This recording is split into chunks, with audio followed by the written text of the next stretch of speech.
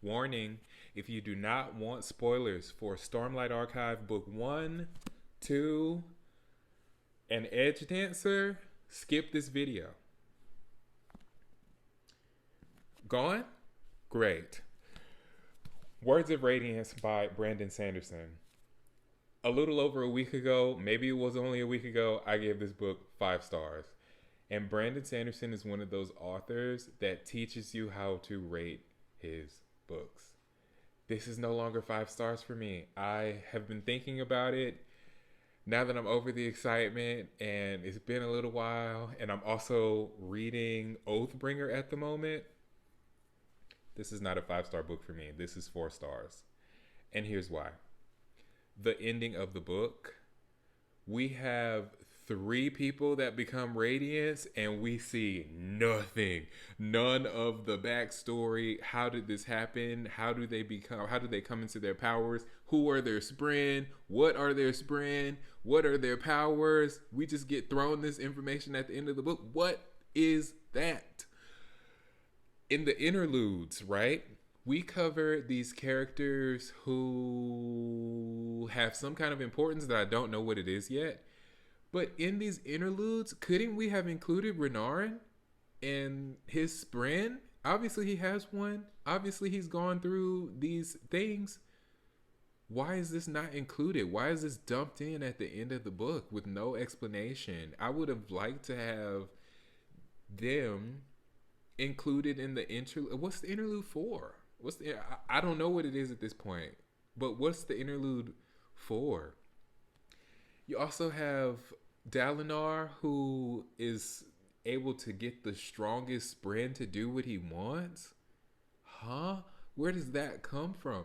There has to be some kind of something.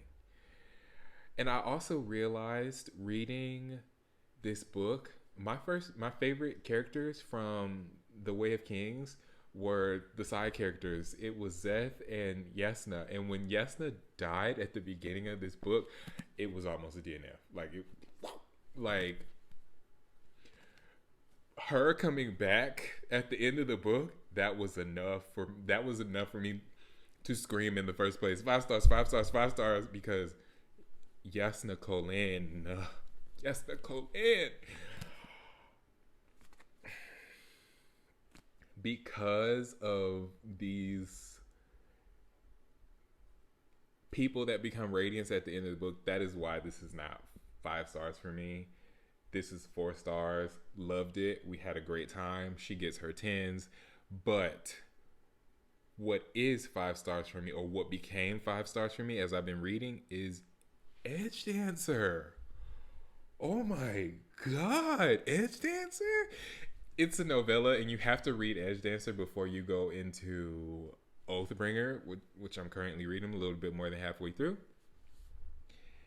Edge Dancer was a 5-star book. Like, Edge Dancer, like, the action came immediately, and Lift is one of my favorite characters in the archive so far.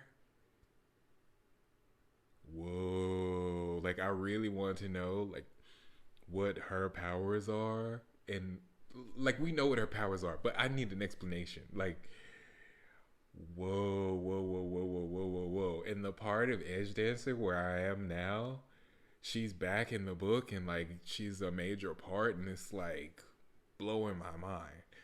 But in Oathbringer, that's a 5-star feeling. We are finally getting the backstory, more of the backstory of Dalinar, and things are starting to make sense. Why he was able to tell the Stormfather, we don't know, not really, but why he was able to tell the Stormfather in this book. Like, what? Oathbringer, I will check back in. If you want to know more of my in-depth thoughts about the Stormlight Archives, as well as Words of Radiance, The Way of Kings, Oathbringer, anything Cosmere related, if you want more content, check out my YouTube channel, I Read Fantasy, and I'll see you there.